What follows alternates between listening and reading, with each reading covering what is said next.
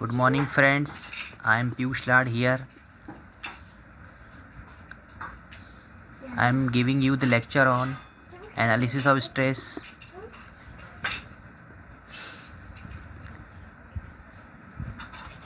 In the previous lecture, we have discussed the stress component and different arbitrary surfaces. Here, I have considered one arbitrary surface subjected to different forces F1, F2, F3 and F4 so on acting on it. Suppose we have considered one face, this one, having a small elemental area delta A subjected to the force delta F acting on it, having one normal n on the face xy, means one face I have considered of this arbitrary surface. So the stress acting on this element will be equal to delta F divided by the area of that element delta A. Here delta F is the internal force and the delta A is the area surrounded of the face, given face. Here the notations of the stresses are sigma x, sigma y and sigma z. These are the all normal, or we can say it is a direct stress component acting on the faces in the different x, y and z direction. And there will also be the parallel component of the forces of the stresses will be tau given by the direction xy, xz and yz.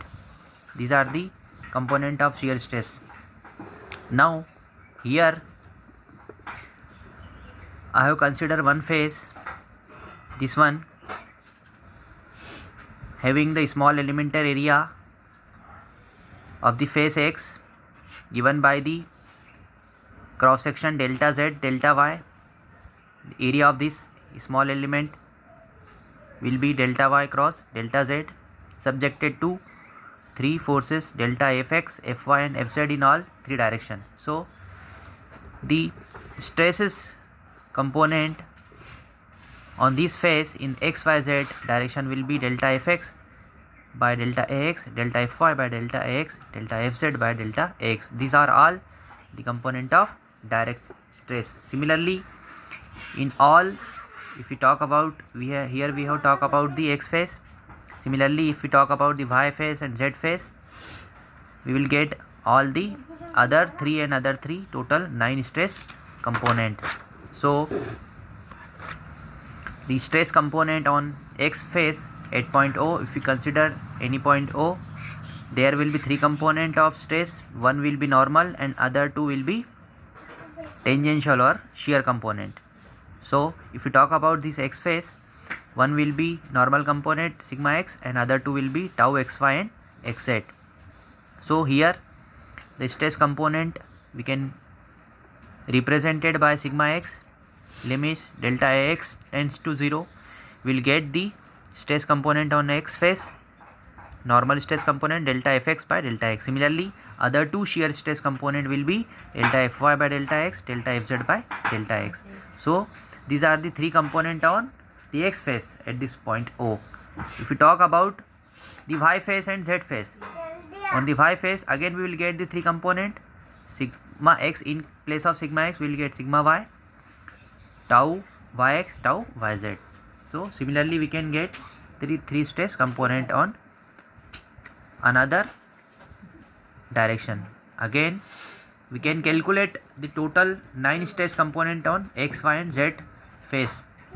So all the component we can represented by the matrix form tau ij. We can write here in the form of tau ij all the stress component sigma x, sigma y, sigma z, tau xy xz, y xy z and zx zy. So sigma z. So this is sigma z only. These are the normal stress component and these are the all the shear stress component. So with the help of this we can calculate the spherical and deviatorial stress tensor. What is spherical or what is a hydrostatic stress tensor? The hydrostatic stress tensor can be calculated by the mean. We can calculate the mean stress. Sigma m is equal to sigma x plus sigma y plus sigma z. If we calculate the average of all the stress, normal stress component, that will give the mean stress component.